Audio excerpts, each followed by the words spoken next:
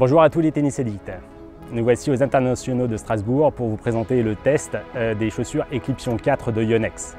Les Eclipsion 4 existent en version terre battue et en version dure. On a deux types de semelles, le reste de la chaussure est strictement identique.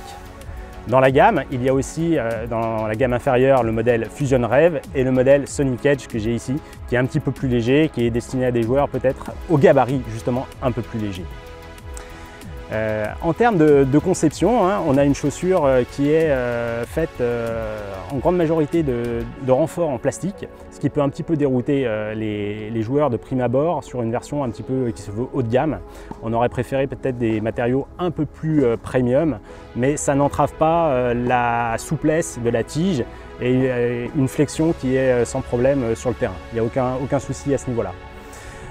On a une semelle donc spéciale terre battue, spéciale dure. On a un lassage qui est traditionnel avec des œillets qui sont renforcés afin de permettre un lassage assez rapide et pas de perte de tension quand on tire fortement sur les lacets. Il n'y a aucun souci à ce point-là, à ce niveau-là. On a des œillets qui sont donc renforcés pour faciliter le lassage, mais il n'y a pas de chaussons en néoprène ou d'intégration un peu plus moderne au niveau de la languette. Ça reste assez traditionnel sur les deux versions, que ce soit terre battue ou dure.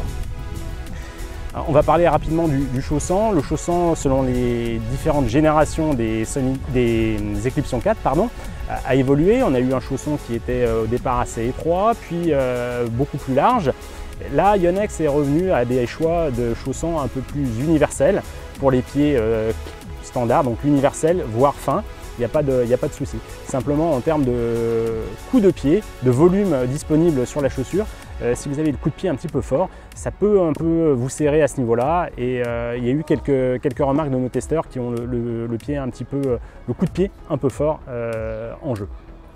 Alors sur le terrain, on a une chaussure dont le poids se fait relativement oublier.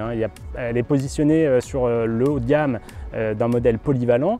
C'est pas la plus légère, c'est pas la plus lourde. Elle est tout à fait comparable à une ASICS Court FF2 Joko par exemple. Il n'y a pas de problème. C'est pas le modèle donc le plus léger.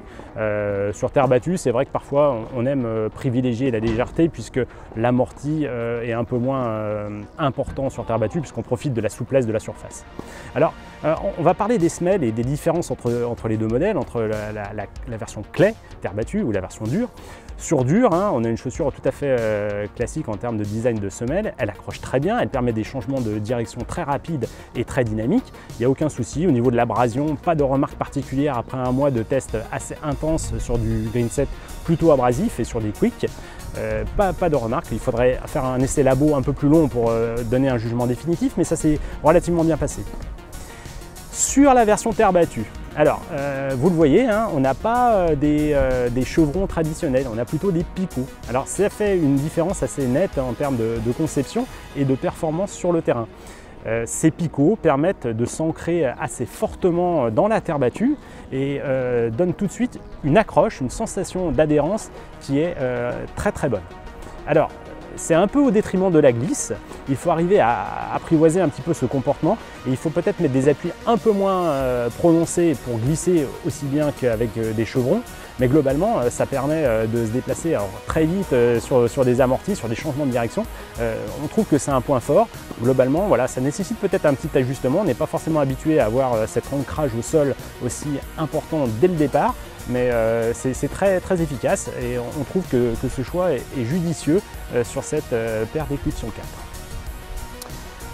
Globalement, que ce soit les deux versions, terre ou tout terrain, on a un produit qui est très abouti. C'est du Kaizen, c'est une conception japonaise, on améliore petit à petit, on ne fait pas de révolution d'une génération à l'autre, mais c'est un modèle qui est très homogène, très polyvalent, qui s'adresse finalement à toutes sortes de gabarits.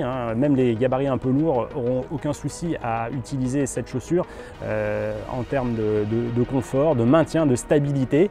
Elles sont bien positionnées, elles n'ont pas vraiment de point faible. C'est ce qui a toujours fait le succès de ces chaussures-là finalement, des versions très homogènes. Merci à tous.